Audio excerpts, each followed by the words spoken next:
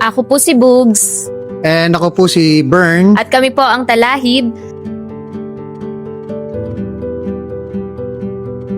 Yung mga ganitong klase ng aktibidad or yung mga events na kagaya nitong tunog workshop na ginawa namin sa P-Pop Caravan ay nakakatulong ng malaki sa mga kabataan. Dahil hindi lang niya napupukaw yung interes ng mga kabataan, lalo pa nating natutulungang ma-develop yung kanilang pagmamahal sa sarili nating kultura. Marami na tayong klase ng exposure sa mga musika ng iba't ibang bansa.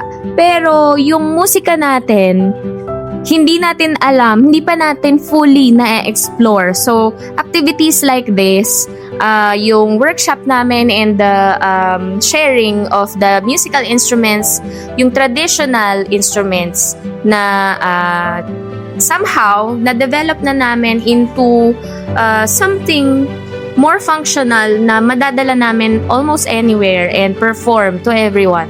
So, I believe na sobrang kailangan yung mga ganitong activities kasi hindi lang siya helpful sa skill, hindi lang siya helpful sa knowledge, helpful din siya sa papalaki pa or pagpapalakas pa ng mga panawagan na isulong yung ating kultura, igalang yung ating mga katutubo at yung ating kapaligiran. Kasama yon sa lahat ng musikang tinutugtog namin na hopefully ay mas ma-appreciate at mas makita, mas marinig ng mga kabataan through activities like this. More of this. Natutuwa kami na nasi-share namin yung mga traditional music natin and nakakabuhay yun kasi kung alam mo kung sino ka talaga.